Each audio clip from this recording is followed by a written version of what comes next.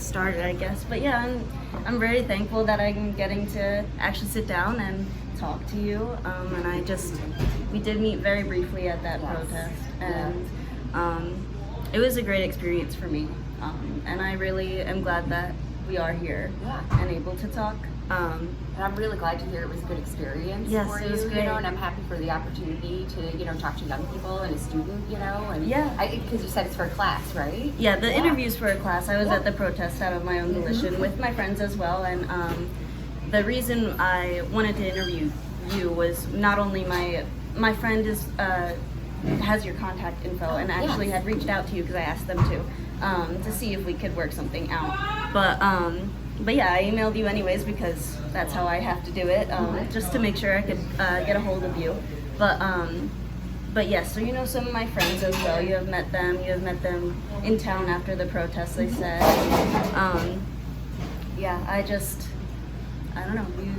I wanted to interview you, and Thank you. I have a lot of questions, and of course I have some of the assignment guidelines that I have to line up with as well. But so I do want to start off with mostly just the town of Oneonta before we get into your career. Is mostly what I want to ask you about. But to start off with the town of Oneonta, what as a whole is your reflection of the town? Yeah, so this is actually the city of Oneonta, which is encompassed by the whole town. But I'm much more familiar with the city. It's where I live, right here in the city, and that's where I'm on Common Council.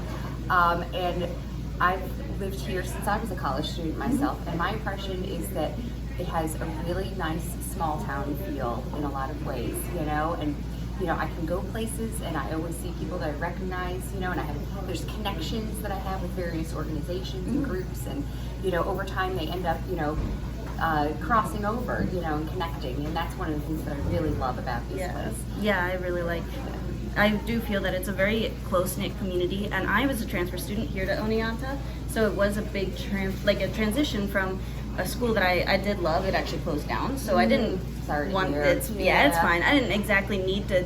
Well, I needed to transfer, but I didn't want to, and that was one of the first things I noticed about the town is just how much I felt it was connected. I feel that I know my way around. It's big enough, but it's still like walkable. Yes, and everyone that's one does. of the things I love about it is that it's a walkable place. You know? And the buses. I like that when I take the bus, I still see like townies that take the State University bus. Like it's not just a university town. I really like to hear, and I like to see the townies, especially at the protests. When I went to the one, and I just on Main Street would sometimes see a lot of the townies there, and I always thank them. Yeah, wonderful.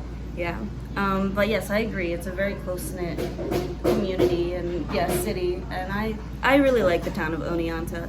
What made you? I did some research. So you went to SUNY Oneonta. What made you go there? So I was actually a transfer student too. Yeah, I went to SUNY Geneseo for my freshman year, and I'm originally from Saratoga County.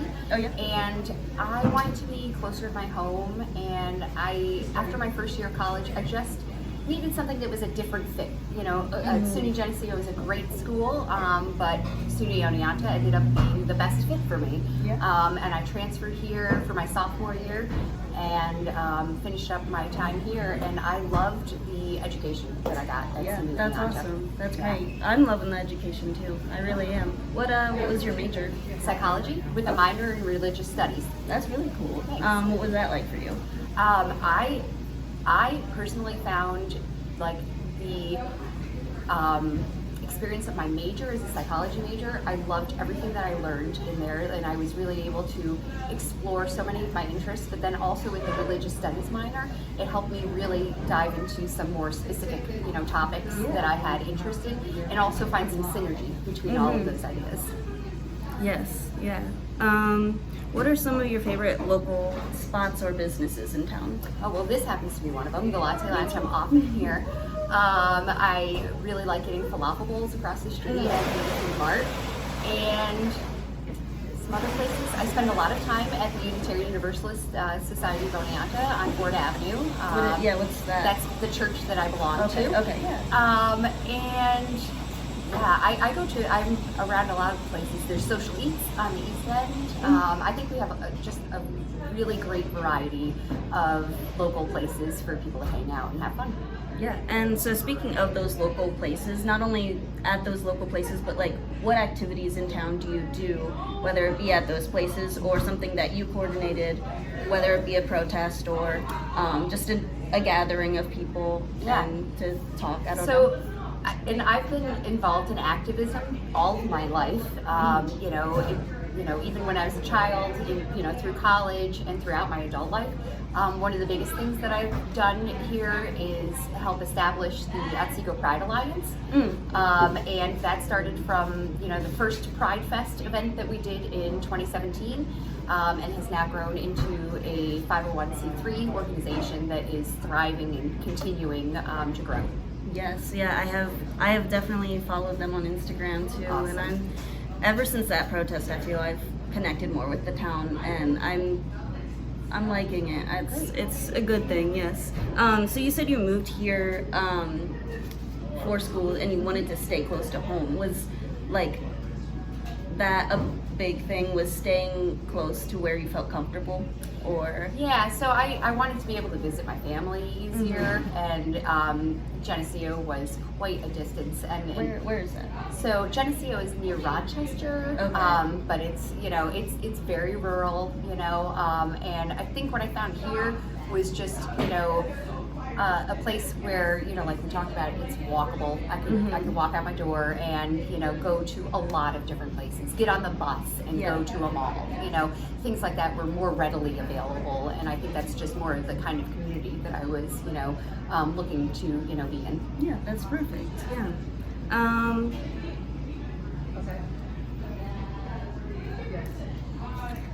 Do you have any hobbies or like do any volunteer work? You mentioned how you foster kittens. Do you do that through Yes. the local shelter in town? Because I have gone to that. They were superheroes with Yes. ripped jeans at one point, but I don't remember their name now. Yeah, I think they're But- going by Superheroes Just now, Superheroes, and yeah. I think they're an amazing organization, as well as the ASPCA. We have a lot of great shelters. The one that I foster for is part of the Catskills, which is Okay. located near Delhi, and we do that because we've adopted cats through them. So that's one of the ways that we give back to them. We're all that we, Yeah. have given our family. Yeah. So. What's your favorite experience with fostering cats? Oh gosh. So, you know what? I think just what we enjoy the most about fostering cats is not only having kittens around to play with, when they're old enough and, into it, but also that's another way that we really make connections with people, because we help out a lot with the placement of the kittens. Not all of them, because the shelter does help place some of them in permanent homes. Yeah. But, we have created like an extended family of, folks who have, kittens that they've adopted from us. So that's really Yeah. amazing too. Yeah. Do you have any leadership position? Are you on the board of the fostering or anything? No, not just for them, yeah. but I actually sure serve on several other yeah, I was roles. gonna say, I'm so sure you have a with lot the of- UU Church, Yeah. I'm currently serving out the last year of my term on their board, and I am the clerk for the board there. I am still involved in Otsego Pride Alliance, and I stepped down from being the president this past year when I took up responsibilities with the Common Council, and they have an amazing new leadership now. And there's several other groups that I'm involved in as well, like Oneonta Thrives. We don't have a particular leader in the group. It's more of a shared leadership, Yeah. but I've definitely been very involved in that as well. Can you tell me more about it? Yeah, so Oneonta Thrives is a group that started last year, and it really came together around folks who wanted to talk about advocating for housing, and that was really important to us. And we've also grown to include other issues like including homelessness and mental health and other conditions that may impact people. And really, what we want is Oneonta Thrives. The idea Yeah. is a thriving city and a place, that welcomes everybody who wants to be here. Yes, yeah. And so you mentioned all of the responsibilities you have as a council member. So with that, like what kind of responsibilities do you have with the town of Oneonta? Yeah. So with my council position with the city, our council meets at least twice a month on the second Tuesday, or the first and the third Tuesday of every month. for our regular council meetings. They're usually at least a couple of hours long, and then we each have assignments for committees. And so I am the chair of the Budget Review Committee. I am on the Community Wellness Committee, and I'm also on the Quality of Life and Infrastructure Committee. I recently took on the responsibility to assist with the city administrator evaluation and assessment. And I'm also liaison to the county board and liaison to the Commission on Community Relations and Human Rights. Yeah. Wow. Yeah, which Wow. also reminds me, another one of the roles that I have is with the New York State Division of Human Rights. I'm on their hate and bias prevention unit. How does it make you feel? Like it's a lot of responsibility, but I just think at the same time, you're doing so much for so many good things. Does it ever get overwhelming? It does at times. Like a couple of weeks ago, I was sick and I had to, pass off some responsibilities because I couldn't keep up with it all. But it also sustains me in a lot of ways. In a time that can be, I think a lot of people feel helpless and it's difficult to anticipate what will happen in the future. It helps me to know that I'm doing something to be an active force with that. Yes. Yeah. And it's also helped me figure out who my people are and who supports me the most. Can you walk me through like what your day looks like the job? You know what I mean? An average day of the council member job. What is that usually? Yeah. So, and the council job is actually my part-time job. Oh, wow. I have a full-time job and I work as a care manager. So I have, so Monday through Friday during the daytime, I'm working as a care manager and I have a caseload of up to, 39 individuals on my caseload. They all have developmental disabilities and I help coordinate services for them, write life plans to help them identify what services will help them in their lives. Yeah. So, and in addition, so I do that during the daytime, and then I'm often balancing out, ending my day, trying to find, some time with my family and time for the meetings that I need to get to in the evening. Yeah. Do you ever find that like balancing of time being with your family and work hard? That was my biggest worry, honestly, going on council. I have a wife, I have a 13-year-old kid, and I didn't want to, sacrifice time with them, and it does mean, evenings away. So I try to balance that out with, one of the things that I really love is to, cook, and it makes me happy to feed people. So I try to make dinner, when I can, for the family. And if that means making dinner early, so that we can have some time, and have an early dinner, I do that. And if I'm not going to be home, maybe it means we have ice cream, when I come home at night, things like that. Yeah. What are your favorite meals to cook? Oh, so one of my recent favorites is a vegan curry, that I love to make, and that has been a big hit. So I also love that other people love it. Yeah. Yeah. Yeah, that's cool. I had a question, but it went away.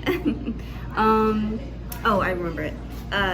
So my friend Damien had mentioned that you had mentioned to them that you had not exactly struggles, but just like they said that your relationship with your wife was a story to tell, and I would like to know it. Sure. If you would like to talk about that. So, and I'm trying to remember what I had shared. Was it around like how we got married? Is that what it was? Okay, yeah. Because she also is a survivor of cancer, so that's another part of our story, a more recent part. But so my wife and I, we actually met while we were in college. I think we were both 19, like we were young, and in love. And we talked about getting married early on, but at that time it was not even a legal possibility. So we really just pushed that down the road, and I think eventually it kind of faded in our minds as even a possibility. It was a dream that felt unattainable for a long time for us. And then finally, we were getting into our later 20s. We really wanted to start a family. We wanted to have a family name, and we wanted to be married, when we had our child. And so at that time, it had become possible for our marriage to be legally recognized in New York State, but New York State was still not performing marriages legally. So we had what we consider our true, wedding, which was the wedding that we had at our church with our friends and family here in Oneonta. And then we went to Massachusetts, to North Adams, and we were married there by the Justice of the Peace. And then several years later, New York State did open up the, legality of getting married here. Yeah. So we were married legally again in New York State. So yeah, it was quite a journey, and we had some, things that happened in there that made it very difficult, with the legal status, especially when New York State was recognizing the legal marriage, but it was not recognized federally. It caused a lot of difficulties for us with our health care and then our taxes. For one thing, we were advised that once we were married, we could get signed up on each other's benefits, which our benefits advisor at work helped us do. And then when we submitted claims to each other's FSA accounts, we were denied because it's a federal funding, it's a federal plan, and so they would not recognize our marriage, and all of those claims were denied. And then when it came time to do our taxes, we had to jump through hoops, not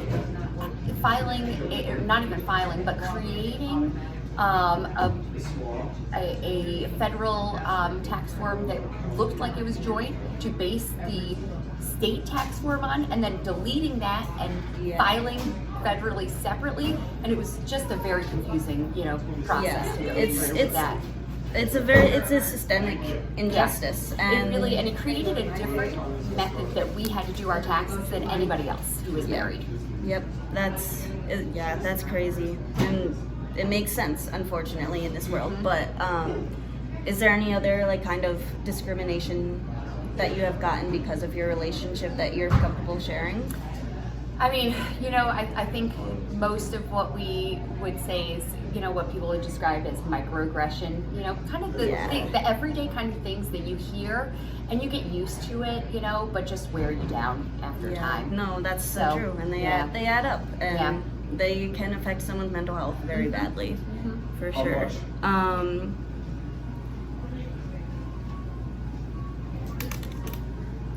Sorry.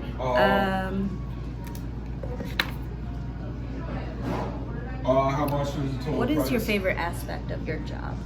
So, of the council? My favorite aspect of that is that I feel like everything that I do there is important, and it's a group where we're always taking some kind of action. We're not just talking about what will we do or how, and we do talk about those things. What will we do? How will we do it? But there is always some kind of action that's happening at our meetings too. So I always feel like I'm helping to move things forward.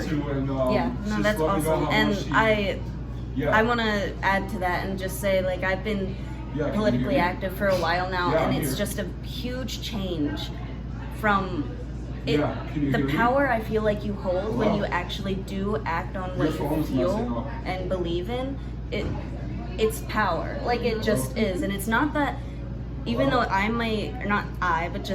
even though the small city of Oneonta, even though we had that small protest, it means so much more than just that small protest. That's so great to hear too. The symbolism of it, right? Yeah, and that's one of the reasons why you really stood out to me, and I really wanted to know more. And of course, my friends even had a couple questions for you. Yeah, sure. I wrote it down. Where is it? It's a long one, and it's a little more complicated because it's more. I'll just ask it. How are you organizing at your career level to handle the dump of responsibility from the federal government, oh my God, to the local governments, with Trump threatening to bring down the Department of Education and the potential collapse of Social Security? Do you have a plan for this? Yeah, and I agree. I think that's one of the biggest threats that we face right now, and I think one of the most challenging things is there's a lot that we don't know, and we are So what I am doing right now is paying attention, I'm listening, and I'm also feeling out those solutions that might, work in our benefit, and consulting with others to make sure that whatever solutions we do move forward with are going to be effective and actually the best path forward, especially with the current administration. I think there are certain actions that we could take at the city level that we were considering, things like creating a sanctuary city. That is a kind of legislation that we looked into recently. And with the current administration, our impression is now that something like that might actually put a target on Oneonta's back, right? So moving forward very carefully, and like I said, really paying attention to all the factors that are out there, and so that I can make the best decision, with whatever information we have available at the time. And I think the hardest part again is that there is so much that's unknown. I don't know that I can even give a really concrete answer to this, but just that is the intention that I'm moving forward. Yeah, definitely. Yeah. And I had a question. Mm-hmm. So you had mentioned, so you mentioned like projects and activities that you're doing to take action. What kind of projects in the town are you working on or know about that are happening? Yeah, so like for instance, there's like an Indivisible group that has started up locally, so I'm supporting their actions. They did another protest actually just this week. I don't know if you've heard about it, but I think was it on Tuesday? yeah, it was like in the middle of the day, Yeah, that was the people I had mentioned earlier. I had saw them and I said Okay. thank you and asked if I Yeah. wanted to join, and I had something to do, but Okay. I joined the email list actually. Great. Oh, so that's I am wonderful. on that list now. Hopefully Yeah. I will Yeah, go. but I think I will. what I'm doing is I'm working on connecting with as many groups and individuals who are ready to take action and get involved and help find where they might be able to collaborate. Where those intersections are. To make everybody's work the most impactful. Yeah. So that's what I'm working on right now.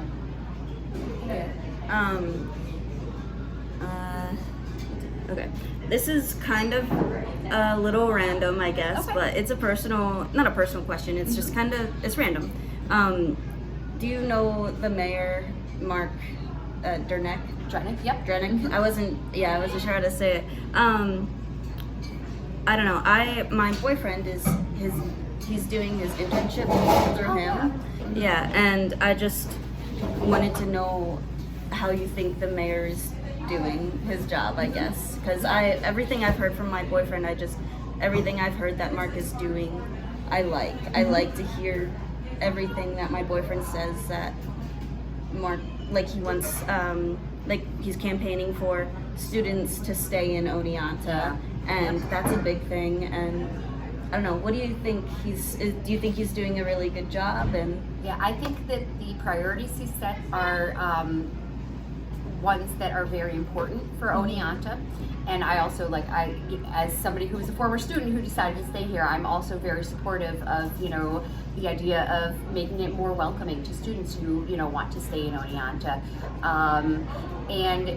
Really one of the first reasons that I connected with the mayor is because of my support for housing advocacy. And so that's a value that I know that he and I share, very strongly. And that's something that, we're both hoping, to promote. So like even this evening, there's relatedly, there's an event about homelessness, at the Foothills this evening at 6 o'clock. So okay, good yeah. to know. Because there's also the town hall in Irisy. Are you going to be at either of those? Oh, is there something at SUNY tonight? Yeah, there's I wish I they've knew. been calling it a town hall, Okay. I guess, but Who's hosting that one? I guess I don't know, Okay. but I All was right. That's I was interesting, though. thinking to go. And yesterday on the campus we had like a stand with us kind of really? meeting that I went to, Okay. and the vice president was there. I thanked her for Great. just I would love to the connect support. more with students on campus. I know that that's something that, there's often talk about, like, oh, how do we connect with students? And that is always something that, I would, has been important to me. And if there's a way that I can connect, I would love to. I know next week I got invited to do an event at Hartwick. Antonio Delgado is coming to the campus on Tuesday. And a couple of us were invited to do like a Meet Your Council Member Yeah. event. So I am going to that. So, yeah. Yeah, that's awesome. Yeah. My brain keeps forgetting. I don't remember. It was a question that keeps Okay. coming up, and then sorry. I don't know. I'm forgetting. I'm That's sorry, okay. I Take your forgot. time. But I mean, we are about at time. It's 24 minutes, so Okay. I'm gonna end it